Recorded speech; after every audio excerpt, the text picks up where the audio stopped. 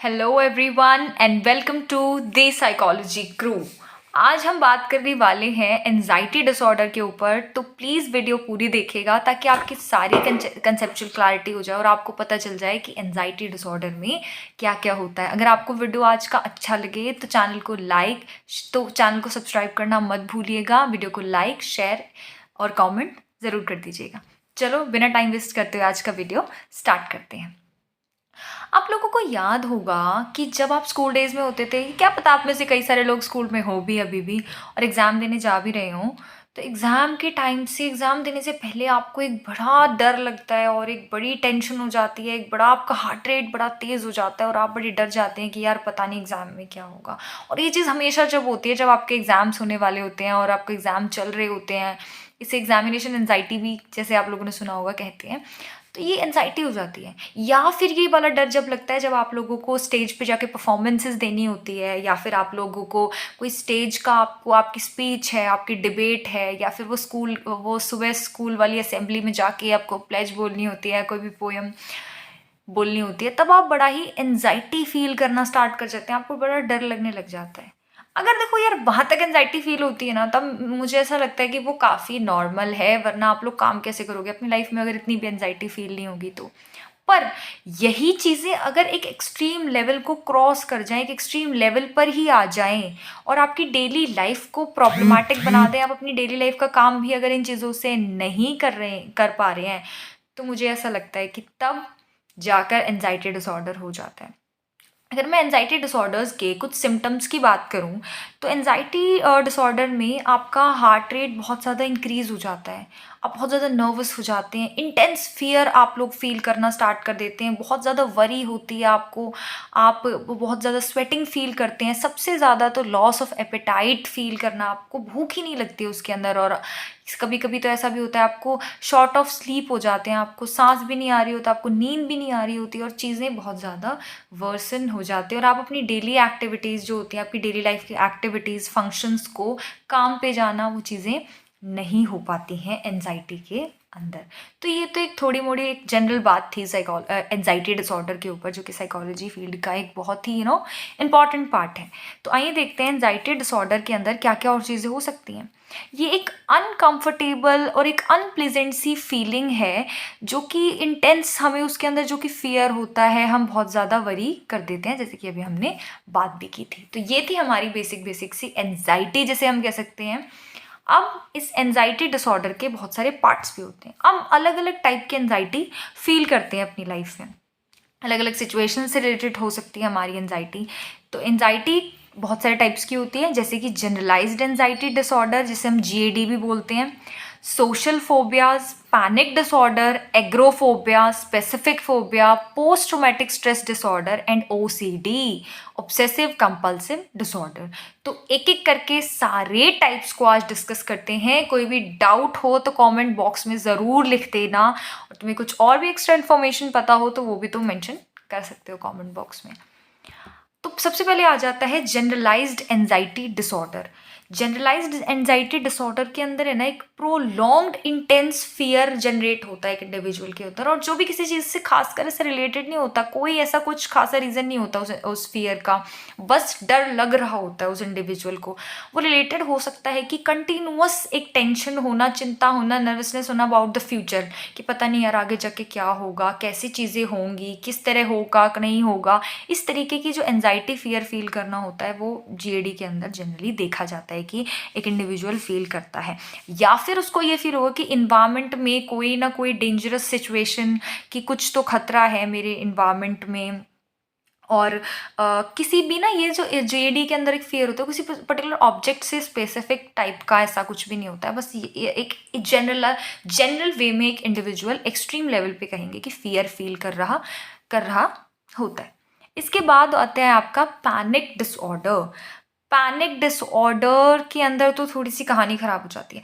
Panic disorder के अंदर है ना, कंटिन्यूसली पैनिक अटैक्स पड़ते हैं। And one thing to make clear कि पैनिक अटैक कोई डिसऑर्डर नहीं है। पैनिक अटैक आपको अभी भी पड़ सकते हैं, लेकिन जब ये पैनिक अटैक बहुत ज़्यादा फ्रीक्वेंसी में आपको होने लग जाते हैं, बहुत मतलब आपको हो रहे हैं बहुत ज़्यादा, तब वो पैनिक डिसऑर्डर के अंदर कंसिडर हो जाते हैं।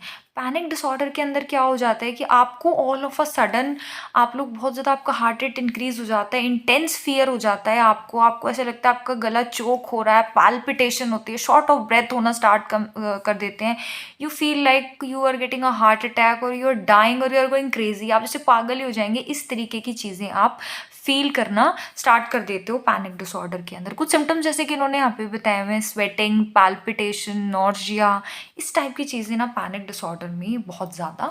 अब हम बात करते हैं फोबियाज के बारे में। फोबिक डिसऑर्डर किसे कहते हैं? कभी कभी आपने अपने आसपास नोटिस किया होगा कि कुछ लोग होते हैं जिन्हें ना कुछ चीज़ों से ना बड़ा डर होता है, और जब आप उनसे पूछते हैं कि भाई तुम डर क्यों रहे हो इस बात से, ये तो इतनी बड़ी बात नहीं है, तो इतनी छोटी बात नहीं है, कि आप क्यों डर रहे हो, उन लोगों के पास कोई खासा रीज़न नहीं होता, और बस वो कहते हैं यार बस हमें डर लगता है भाई इस चीज़ से। तो फोबियाज जनरली एक आप कह सकते हो कि इरैशनल फियर्स होते हैं। अब वो किसी भी चीज़ को लेके हो सकते हैं, कई बार वो बहुत स्पेसिफिक भी होते हैं, किसी एक पर्टिकुलर चीज़ को लेके होंगे, या फिर कई कई बार क्या होता है कुछ अजीब सिचुएशंस से लेके इंसान को डर लगना शुरू हो जाता है कि भाई ये तो काम नहीं करना हमें। तो फोबियाज भी कई टाइप के होते हैं, कई तरीकों के होते हैं, एक एक करके सारे देख लेते हैं। सबसे पहला होता है स्पेसिफिक फोबियाज। जैसे कई लोग क्या होते हैं उनको इरैशनल फियर होता है किस चीज़ से, किसी भी एक स्पेसिफिक चीज़ से। फॉर एग्जाम्पल किसी को डर लगता है किसी एनक्लोज्ड प्लेस में बंद होने से, कि कहीं हम रह ना जाएं, कहीं हम फंस ना जाएं इस चीज़ के अंदर। आपने देखा होगा फिल्म्स के अंदर जब लिफ्ट अटक जाती है और लाइट्स भी ऑफ हो जाती हैं तो इंडिविजुअल बहुत ज़्यादा नर्वस हो जाते हैं, बहुत ज़्यादा डर जाते हैं कि यार कहीं हम फंस ना जाएं इस लिफ्ट वाले एरिया के अंदर। तो इस तरीके के फियर को हम बोल सकते हैं क्लस्ट्रोफोबिया, या इस तरीके से।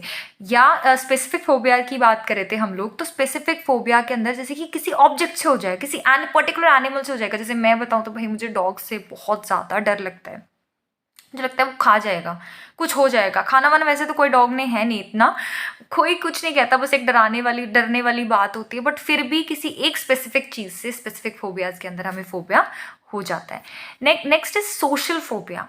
अब देखो वीडियो को स्टार्टिंग में बात की थी, फोटो पे लगा रखी है मैंने यहाँ पे, कि भाई कुछ कई बार एक ऐसी चीज़ का डर होता है हमें कि जब हमें स्टेज पे परफॉर्म करने जाना होता है, एक अजीब सा डर लगना स्टार्ट हो जाता है कि पता नहीं क्या होगा, पता नहीं भूल जाएंगे या कुछ भी, हमारा हार्ट रेट बहुत ज़्यादा इंक्रीज हो जाता है और हम वो चीज़ें परफॉर्म कर ही नहीं पाते हैं जो हमने बहुत ज़्यादा अच्छे से प्रिपेयर भी कर रही होती हैं, कर रखी होती हैं। तो इस सोशल फोबिया के अंदर हम परफॉर्म ही नहीं कर पाते, हमें लोगों से का डर होता है, एक टाइप से हमें एम्बैरेस्ड होने का डर होता है, हमें हम लोग डर जाते हैं कि भाई हमें कोई जज ना कर ले। इस तरीके की चीज़ें सोशल फोबिया के अंदर हो जाती हैं। इसके बाद आता है एग्रोफोबिया। एग्रोफोबिया एक इस तरीके का प्लेसेस या सिचुएशंस का फियर होता है जिसके अंदर एक इंडिविजुअल को अनफेमिलियर सिचुएशंस में जाने से, जिन सिचुएशंस का उसे पता नहीं है, जो नई हैं, अलग सिचुएशंस हैं, उसमें जाने से डर लगता है। इसीलिए जो लोग होते हैं जिनको एग्रोफोबिया होता है वो जनरली अपने घर से निकलने से ही बहुत ज़्यादा डरते हैं। तो भाई एग्रोफोबिया तो बड़ा वियर्ड सा फोबिया कहूँगी। अब आ जाता है post traumatic stress disorder. Post traumatic stress disorder एक ऐसा डिसऑर्डर है कि जब हमारी लाइफ में बहुत ज़्यादा स्ट्रेसफुल इवेंट्स हो जाते हैं, उसकी वजह से हमें ट्रॉमा हो जाता है, हम बहुत ज़्यादा परेशान रहने लग जाते हैं, हमें एनजाइटी होनी शुरू हो जाती है। तो वो कब होते हैं? जब हमें पोस्ट ट्रॉमेटिक स्ट्रेस डिसऑर्डर हो जाता है। इसका एग्जांपल दूं तो कभी आपने देखा हो कि जो लोग होते हैं जैसे कि कहीं बॉम्ब ब्लास्ट के जिनको एक्सपीरियंस होता है, जिन्होंने किडनैपिंग के एक्सपीरियंसेस होते हैं जिन लोगों को, उन लोगों को है ना एकदम से वो लोग उन चीज़ों को रिप्रेस कर देते हैं, उन मतलब स्ट्रेसफुल मेमोरीज को, ताकि उन्हें एकदम से उतना स्ट्रेस ना हो। बट कुछ टाइम बाद क्या होता है, उनमें सिम्टम्स दिखने स्टार्ट हो जाते हैं, उन्हें नाइटमेयर्स की फॉर्म में उन्हें सिम्टम्स दिखने, उनका मूड बड़ा ख़राब रहने लग जाता है, अनवांटेड मेमोरीज ऐसे उनके माइंड में आती रहती हैं उस इवेंट की, जिसकी वजह से उन्हें बहुत ज़्यादा स्ट्रेस हो रहा होता है। इस PTSD में बहुत ज़्यादा इंडिविजुअल स्ट्रेसफुल फील करता है, ट्रॉमेटिक फील करता है और काफ़ी ज़्यादा परेशानी जैसी सिचुएशन इसके अंदर भी रहती है।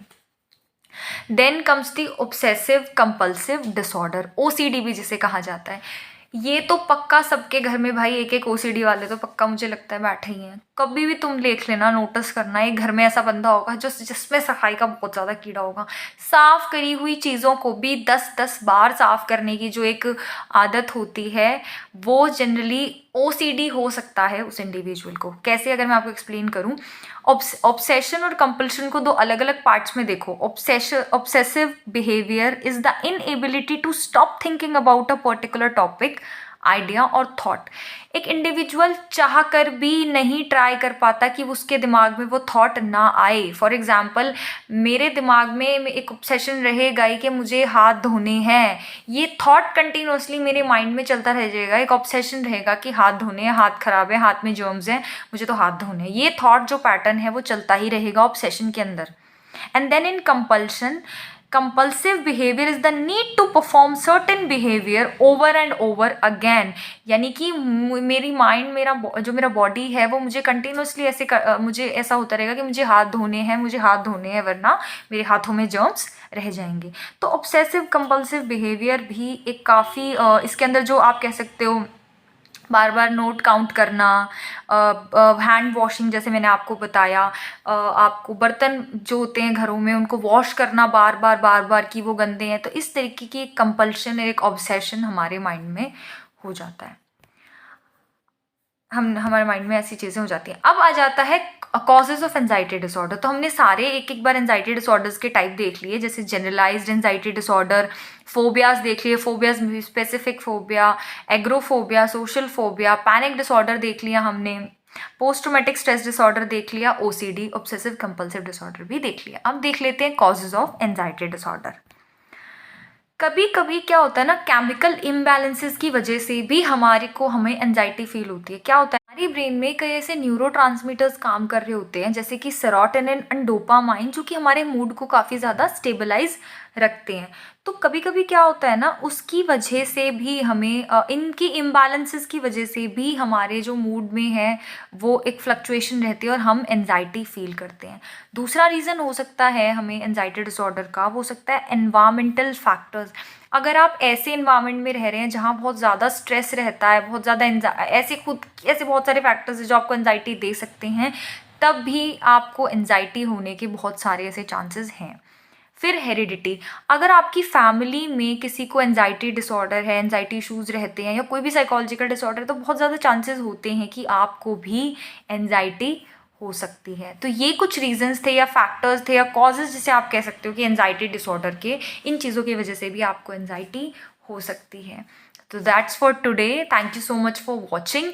अगर आपको कोई भी डाउट लगता है, कोई भी नोट्स चाहिए आपको, तो do mention them in the comment box, या आप मुझे मेरे इंस्टाग्राम पे भी मैसेज कर सकते हैं। दी साइकोलॉजी क्रू नाम से ही पेज है इंस्टाग्राम पे, जाइए और उससे फॉलो कीजिए। कोई भी डाउट लगे, कुछ भी आपको हेल्प चाहिए तो do mention them all in the comment box. Thank you so much.